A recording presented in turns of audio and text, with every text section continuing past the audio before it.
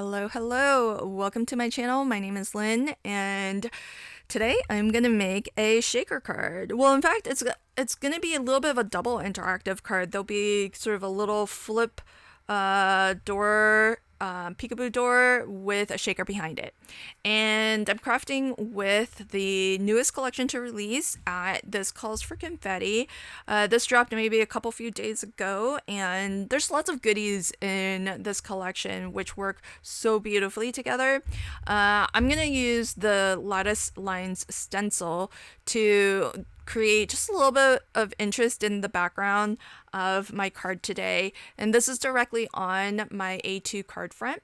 That first color that I put down is one of the new colors releasing this year. It's a VersaFine Clair ink. There are 6 new colors that are coming out, and I'm super excited that I get to craft with these already.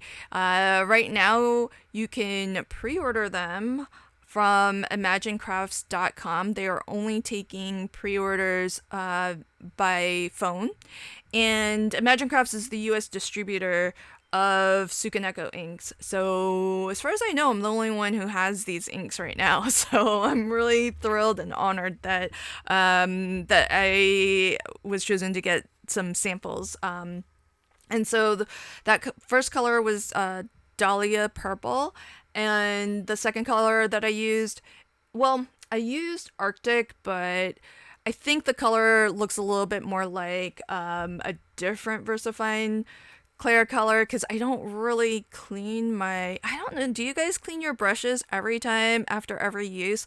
I definitely don't, because I always use pigment inks, and so I just never worry about actually cleaning them in between uses. But what that ultimately means is that you don't really get the true color whenever you go to use a brush, because I think there's quite a lot of whatever previous color I used with this with that brush, because that blue is not Arctic blue. But I still like it. I still like it though. Now I'm creating this fun little window from the arch die set, which is actually like a nested arch die set, because there's actually 4 different size arches. Plus you get 2 hinges and a little sort of tag hole reinforcer. And what's cool about the hinges is that's what I'm going to use to create this door here. And that'll just be like a fun a little extra surprise. So you'll have to swing open this little, I had thought about doing it, but then kind of forgot by the time I was putting this together. I thought about maybe scoring some lines on the door to make it feel like it's a wooden shutter. But in any case, I feel like that makes more sense maybe with a white, cardstock. And so I don't feel too bad that I forgot about that step. But I think that would be kind of interesting to maybe either emboss, that door panel, or just score, some vertical lines and kind of make it seem like it's maybe some wood planks. I think that would be kind of fun. A nice subtle way to add some texture and interest without really having to, do too much more to it. Now, these panels are already cut, and they are the perfect match for the arch die set. I'm using Petals and Pathways, which has a lot of fun scenes in it. It kind of feels very European to me, but the one that I chose has this gorgeous sort of cherry blossom tree. And the idea that I had for my shaker was to choose some shaker bits that kind of feel like it's the cherry blossom petals that are falling from the tree. I love cherry blossom season. It's so gorgeous, so pretty, but when the petals start to fall, I feel like it's even prettier. And you just see the ground just littered with these beautiful pink petals, and so that's kind of what I wanted to create for my shaker card. And if you're curious to see what everybody else has made, expand the description box below and you're going to find a playlist that has all of our videos on there, and that way you can see how everybody else was inspired by Tina's card and what they decided to make. I'm always really curious to see what my teammates create because it's so fascinating to me that we can all be looking at the same thing but take different inspiration from it. And so if any of our projects inspires you, or if Tina's original card inspires you to create today, I hope that you'll share your makes and tag us so that we can see what you've made. With my sentiment, I want to keep the front of the card a little bit plain and simple so that when you open it is when you kind of see all of this fun shaker and this beautiful scene. But I do want to make sure that there is a sentiment still. And so the full sentiment, this is actually from more of a Easter kind of stamp set. And the full sentiment reads, hop into the unexpected. And there will not be any bunnies featured on this card. So I didn't think that the hop into would really make sense, but I love the whole idea of the unexpected. And so all I did was a partial stamping, and that way my sentiment just reads into the unexpected, which I kind of feel is part of the fun of this card, where you open it and then you kind of look outside this window that I'm creating to see this beautiful scene and to have this fun interactive shaker mechanism. So one of the things that I like, to add when I can is, lots of little details just to really make a card feel very fulsome and really make it feel immersive. And one of the cool little details that I thought I would add is this balcony. It's part of one of the new die sets. This is a standalone die set in the new collection, and it's called Spring Balcony.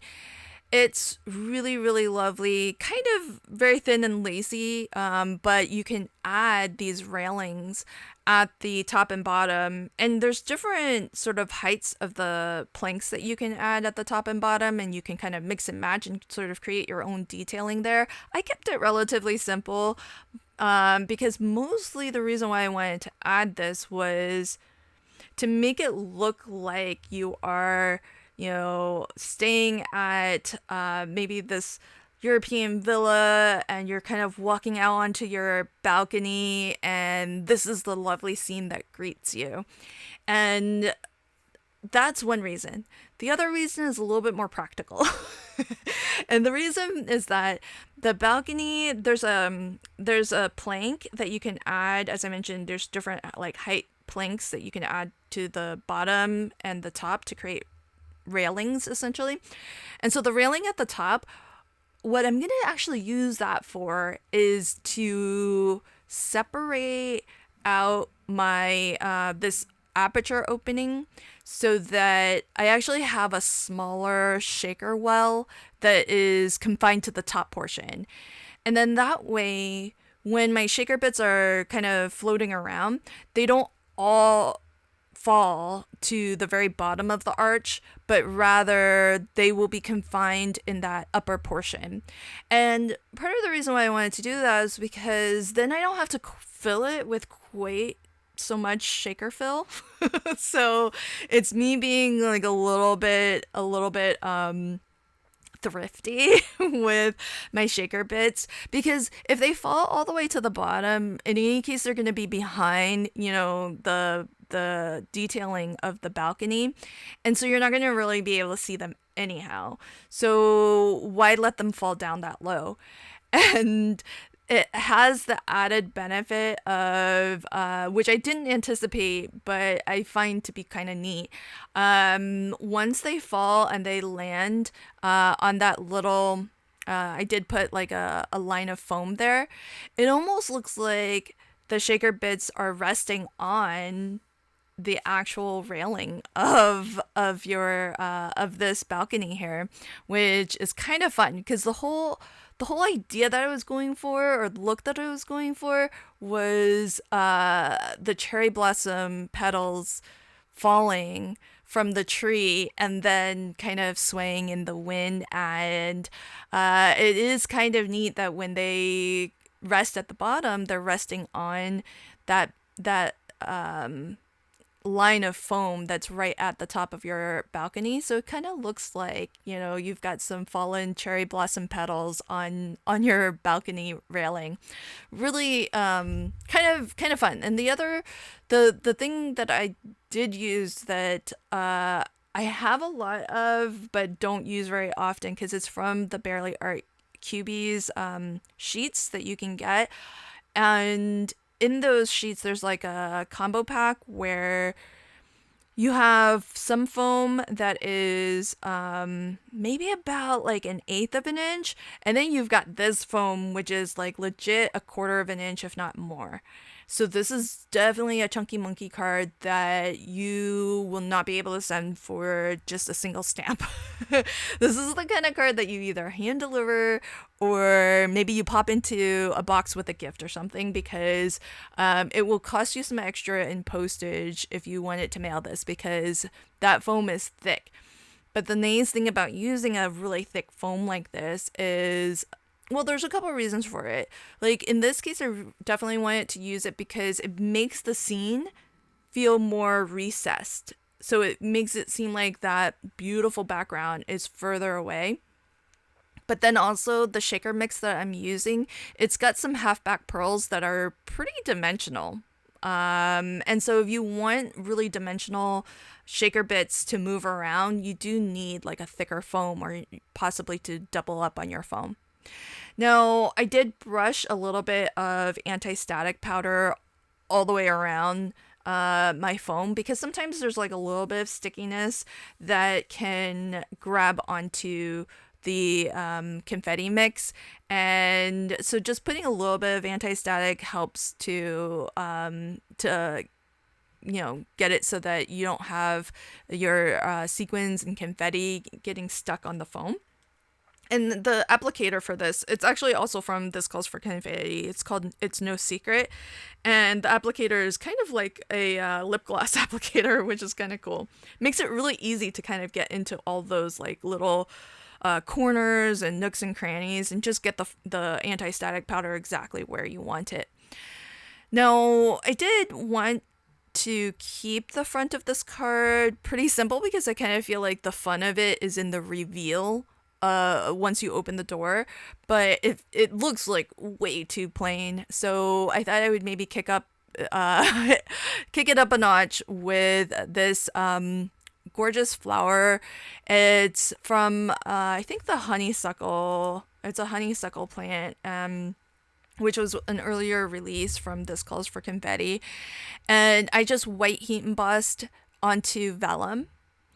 And whenever I'm applying vellum where there's like nowhere to hide the adhesive, I just put adhesive behind the entire thing. And one of the easiest ways to do that is with the Xyron sticker maker. So I just ran it through. And then that way, because there's adhesive behind the entire piece of vellum, you really can't tell because that there's adhesive behind there, because everything looks the same. And then you open up the door and you see this beautiful scene. Just step right out onto your balcony and watch those petals fall. You can see those really dimensional halfback pearls. They just like rest on that balcony railing there. So I had a lot of fun with this one. I hope that you continue to hop along and see what everybody else on the team has created. And if you feel inspired by Tina's original card or any of our cards today, please do share and tag us so that we can see what you've made. Thanks so much for checking out my video. If you like what you see, I hope you consider subscribing and hitting that like button, maybe leaving me a comment or two. And until next time, happy crafting and have a fantastic day. Bye.